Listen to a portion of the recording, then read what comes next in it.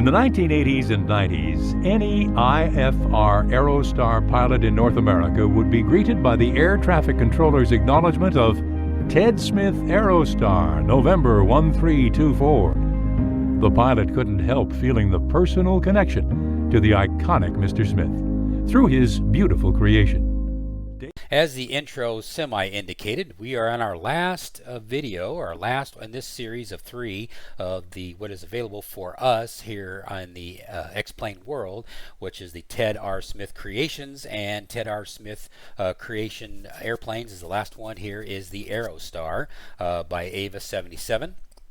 And on previous videos I have more detailed look of the Aerostar, but for today's video basically we're just going to get in it and fly it and just enjoy it. And today what we're going to do is we're going to fly from Oroville, California, which is fitting because this is where Ted R. Smith is from Oroville, California. And we're going to fly over to Truckee, Tahoe Airport, which is right over here, Class Delta Airspace. And we'll land over there next to Tahoe, and then we'll conclude our 3 flights that we've talked about Ted R. Smith's creations here for us for X-Plane. So without further ado, let's go ahead and get on inside the airplane, and then I'll go ahead and fire it up, and I'll come right back, fire it up, and then we'll get ready to take off with it. And so I'll see you guys in just a second. Alrighty, we are getting all set up and ready to go here. We got everything set. Got my RPM set. Go ahead and release the parking brake. We got our passengers in place. Basically what we're doing is we're taking 2 nurses from Oroville, California. Here's where we're at, to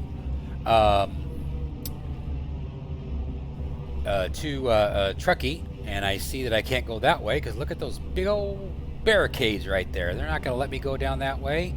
And according to the SOC, we'll just go ahead and just make a U-turn then. We'll go a different way. I wasn't expecting that, which is fine, whatever. So we'll zip on around here and we'll go out this way.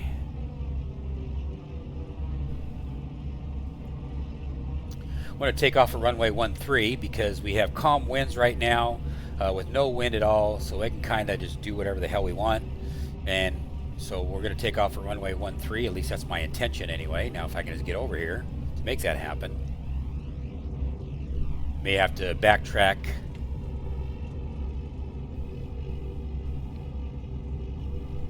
I could have went down to the end. And then we'll go over here to Lima. Where am I going here?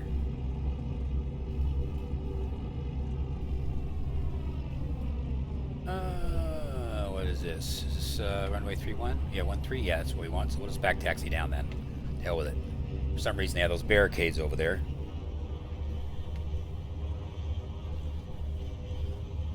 Just the way the airport was set up here, I guess. But anyway, so in that case, we'll go ahead and turn everything on. Now we got lights and we got blinky blinkies. We got everything set and ready to go. Remember, 502 Delta Mike is taxiing for straight out departure on runway 13.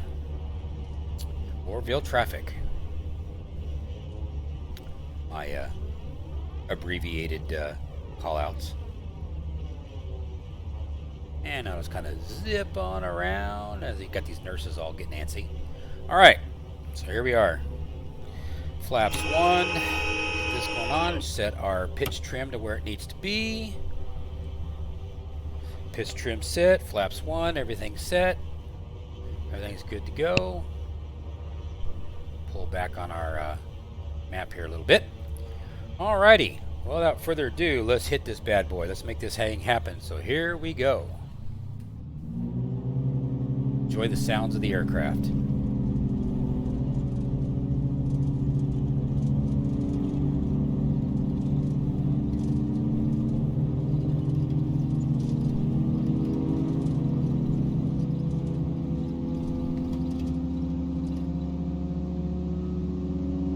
Gear up, flaps up. And And because we are in Orville, California, let's go ahead and just do a, because the Blanco Lirio channel, Juan Brown over there, which I enjoy watching his videos, we'll just go ahead and fly over the Orville Dam, just for funsies. So what we're going to do is, you can see the river right there, or the stream. We'll just follow it right on over here to the Orville Dam, which is going to be right below me here in 2 shakes. Lights off, and then we'll head on over to Truckee. Orville, California, like I said, Ted R. Smith's home that he was raised at. Go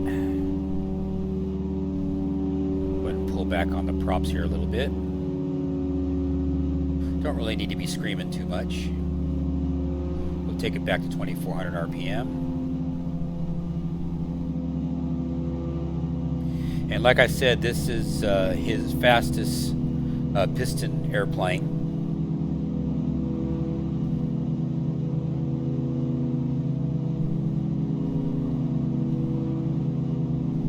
Because it doesn't play. It goes. I'm already 168 over the ground. The 10 knot headwind in our face a little bit, but I'm not pushing it right this moment. We are burning 41 gallons an hour at the moment. We are climbing at 2,000 feet per minute. Let's take a look outside so we can look at the static.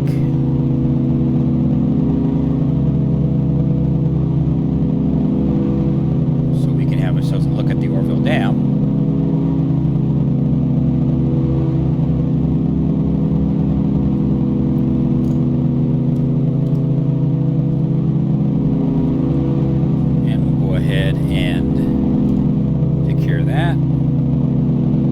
Climbing, we'll be looking at the dam. There is the Orville Dam. Now, when this photo was taken, it looks like it was during the winter time, because that looks like ice or clouds were over the water when that ortho photo was taken, it looks like.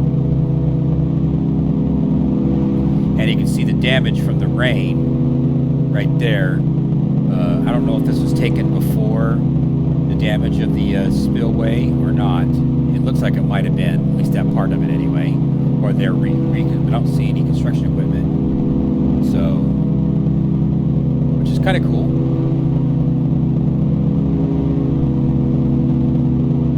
It looks like like I say, when the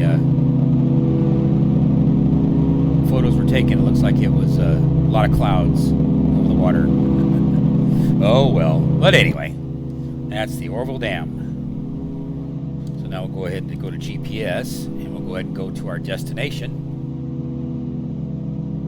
which is going to be Truckee. 1,000 feet to go. Climbing to 8,600, which actually I need to go, we're going east, so I really need to be at 7,500 feet.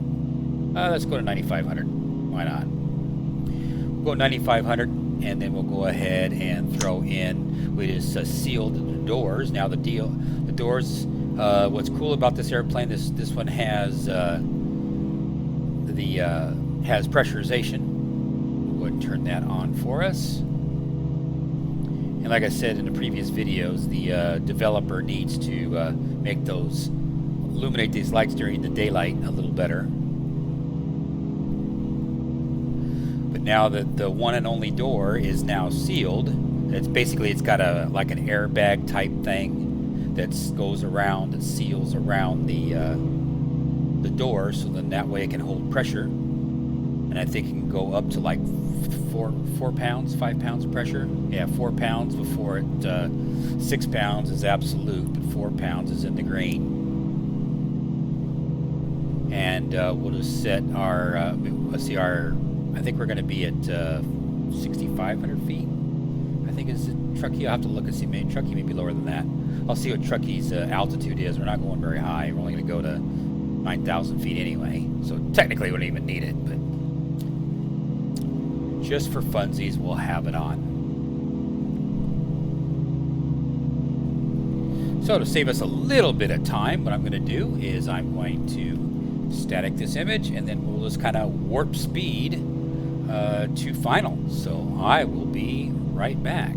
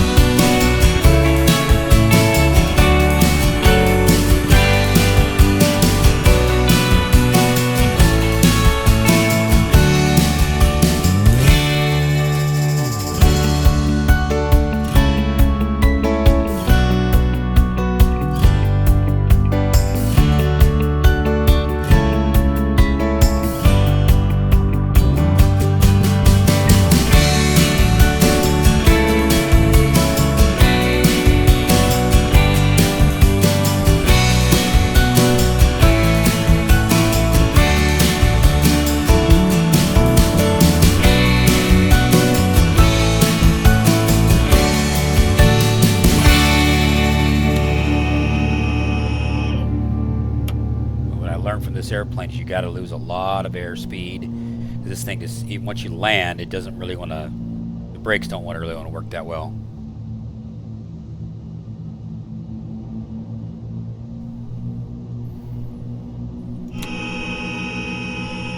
Balloon again.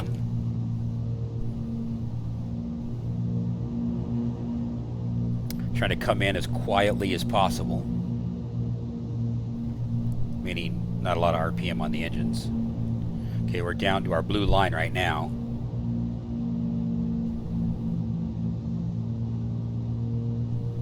Make sure all our lights are on.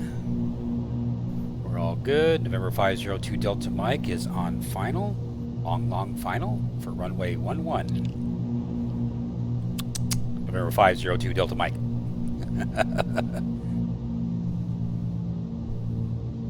We're full flaps.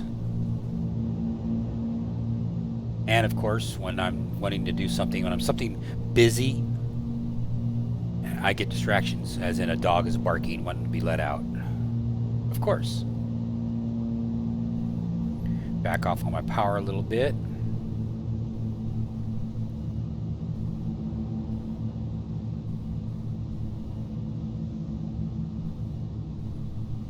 And let's land the thing. Terrain. Terrain.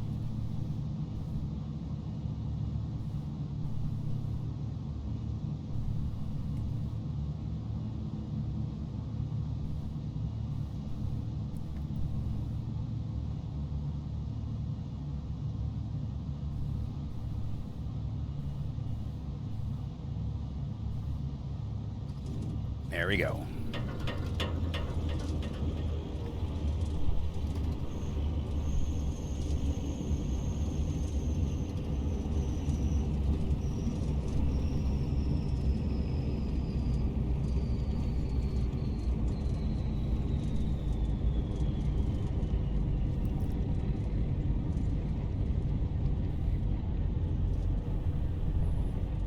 Well, that wasn't the prettiest, but it got me onto the ground.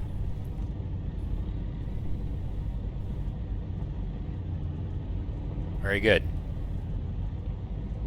So welcome to Truckee.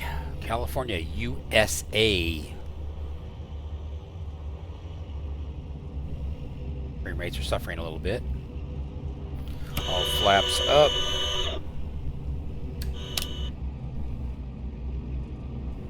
Actually, I need to leave the lights on because I don't have any taxi lights.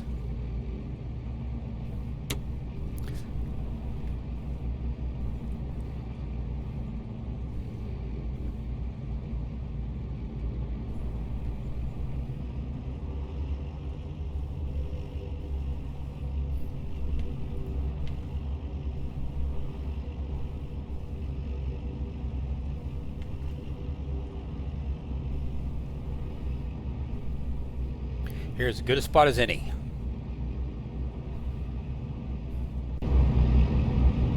Not exactly. Don't have reversers, so I can't make myself my pretty. And there we go. We made it. We actually got a level up out of the deal. Very nice.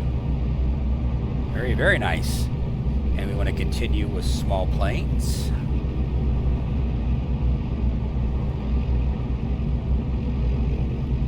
Gotta be special.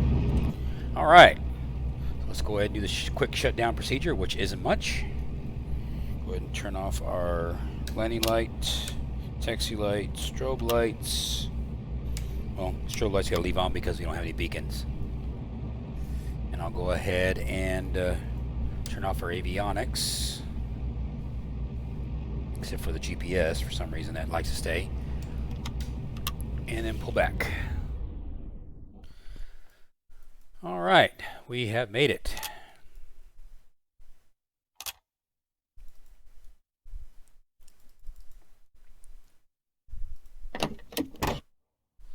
And turn off everything else. Everything is off. Very good, very good. Can't walk out, he's got to fix that one of these days. And then well, actually, I should have went over here like this, go like this. And then put down the cones like that. There we go. Now we got the cones out and we have made it. Well guys, that was a quick little quick landing there. What I can do right now is we can go ahead and just see look at it, look at the landing. So let me set it all up and I'll be right back and we'll look at the landing.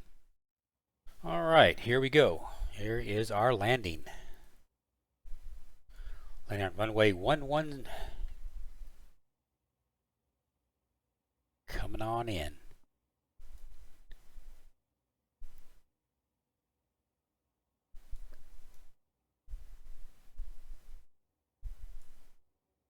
Like I said, that airplane just loves energy. And there it is on the ground. Ooh, hopped it a little bit. Didn't notice that.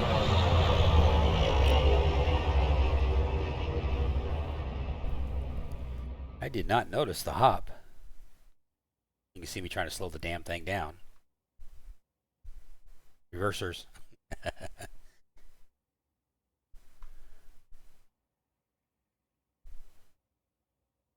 But we got it on the ground. All right, from the side view here. Terrain.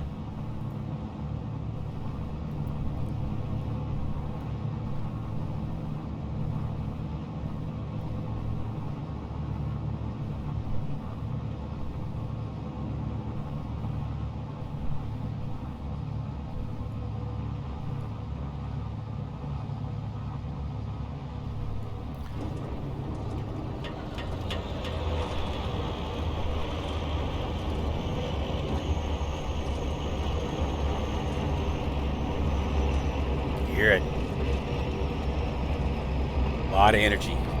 That's all I can say. Lots and lots of energy. Very nice. Overall, very nice. Didn't land straight, but down the center, but got close. Center's a lonely place. Alrighty, well, that concludes this one, but I definitely appreciate you guys watching. Definitely like, subscribe, and if you feel that my content is worthy, I do have some donation links in the description down below.